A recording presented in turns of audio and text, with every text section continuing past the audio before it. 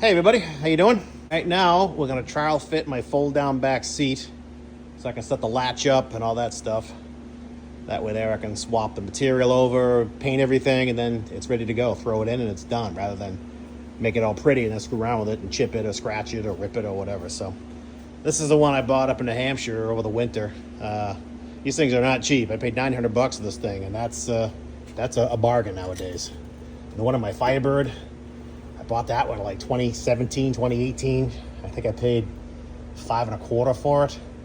And I had one I bought back in the early 2000s. I paid $150 for it, I think.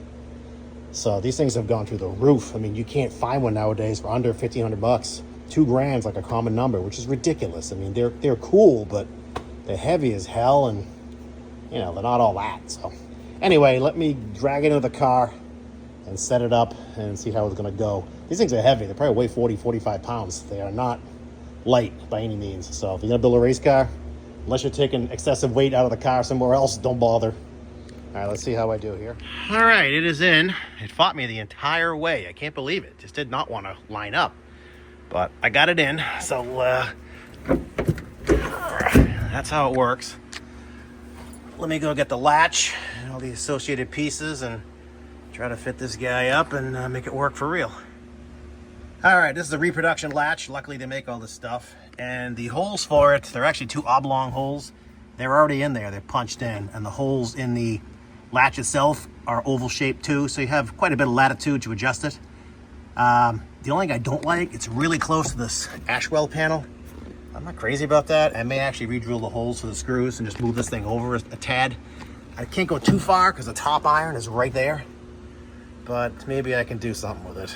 So, all right, it's in, it's installed, and here's how it works. You just pick the seat up and give it a shove, and that's it. It latches, boom, and that's it. There's 2 rubber bumpers that go in the back stop there, and there's also a finish panel that goes on the back panel there to cover it all up.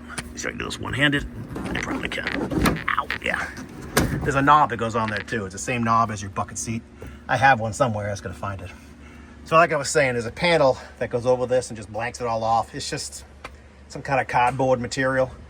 It's chintzy stuff, but boy, they charge you a lot for it. I want to say it's like, it was 50, 60 bucks. It's not cheap. And this rug is expensive too. I bought a new rug for it because this one's junk and it's blue.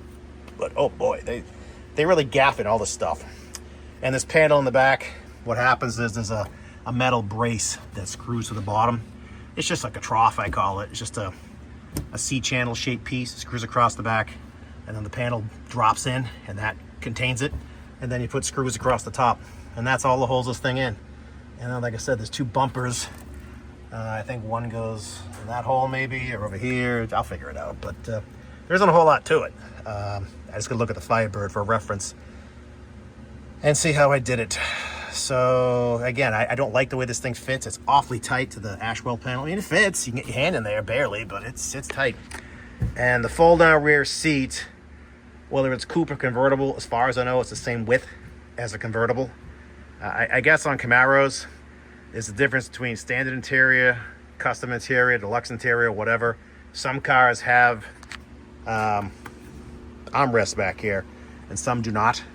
So there's 2 different size back seats. I guess the coupe with armrests has the same size back seat as a convertible, and the fold-down back seat is the same size as a convertible. So there's some confusion about what fits what, but basically, I guess standard interior coupe would have its own side panels and back seat width, and then a deluxe interior or a convertible would have the narrower interior because they both have armrests.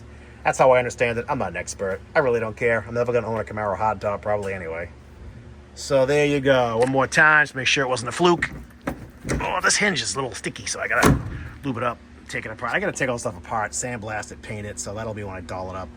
And you can see the fold-down seat has a little recess right there that a regular non-fold-down seat does not have. Just so you can get your paw in there and grab the, a latch handle. So on my Firebird, I cheated. I used the original back seat cover, and I just pull it in nice and tight, hog ringed it to the seat really tight, so that you have that recess and it looks pretty uniform. This car, I don't know if I'm gonna do that trick, or I'm gonna have an upholstery guy actually cut my cover and modify it for the fold down seat. kick-in piece right there. I don't know. I don't want to hack this car, mainly because if I ever sell it, I'm gonna have some really big money on this car. So you know, I need to do a nice job. But we'll see. We'll see how the mood strikes me. So there you go. That's how it goes in. It's just you know, it's just the hinges. I showed you the pieces that are welded on the floor, and the hinges just have a hole at the top, and then the hinge has like a spear that goes into, I don't know if you can see it, let me get a light. I think I showed you all this before in a previous video, but one more time. Basically, I don't know if you can see in there, yeah, you can't really see, but the fold-down seat brackets weld to the floor, and the stud is part of the bracket. And at the bottom of the bracket is a pocket. And the hinge for the seat has like a spear that sticks out the bottom, a triangular piece that slips into the pocket. And then you just tilt the seat back and you drop it on those studs. It's one on each side. That's what I was saying. This one fought me. They did not line up with the crap. I had to pick the seat up. I had to pry it over with a screwdriver. I swear the fiber just fell in, but this car, man, it was fighting me the whole way. There isn't a whole lot of latitude where you can put them. I mean, sure, you can move them in and out. Probably 5/8, so maybe they're spaced too wide. I don't know. You know, my buddy welded them in the car. I'm sure he took measurements from another car or looked at the assembly manual. I mean, he didn't just wing it. So, regardless, they're in. It works. And now I can take it all apart again and take it apart, sandblast everything, paint everything, and reupholster the seat. And then I'll put it in for the final time, and that'll be that. I'll have a functioning fold-down back seat with all this happy stuff in the back. And that'll be that. So let's keep on trucking. I did put this panel on today.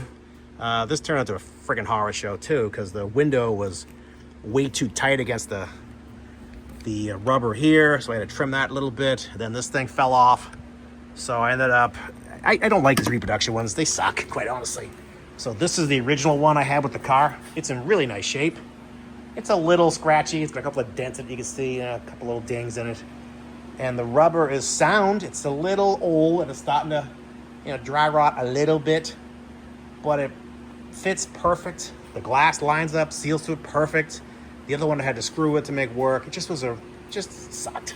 So when you can buy the original ones, I encourage you to do so. They're brutally expensive. I mean, again, this came in my car. I do have one other one, but the rubber's ripped and it's not as a nice shape. And the other side, I got seal and fines. I'm going to leave it alone.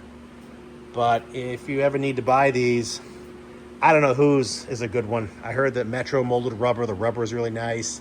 I heard somebody else makes a good chrome piece. I don't know. I still don't get what's so hard. You know, it's, I don't know. Must be me. So anyway, there you go. The fold-on back seat is temporarily installed, just a test fit. I'll take it back out, do the restoration process one of these days, and then I can finish put my interior together. That's the goal, you know. Pick a corner, work your way out, and meet at the end, and that's it. It's ready to drive at some point. So we're getting there. We're getting there, little by little. It's, you know, these door panels can go back on. All the glass is done. It's all done, lined up. Everything works. So I was gonna throw the panels back on. I put the water shield in that door. I gotta put it in this door. I was trying to do it all today, but I spent so much time with this stupid window rubber that just chewed up my time. It's, you know, it's after 4 o'clock, so I gotta hit the road soon. So anyway, thanks for watching. I hope that was enlightening somewhat. If not, sorry. I'll do better next time, I hope. So I hope your projects are going super awesome, and I will talk to you guys later. Thanks for watching.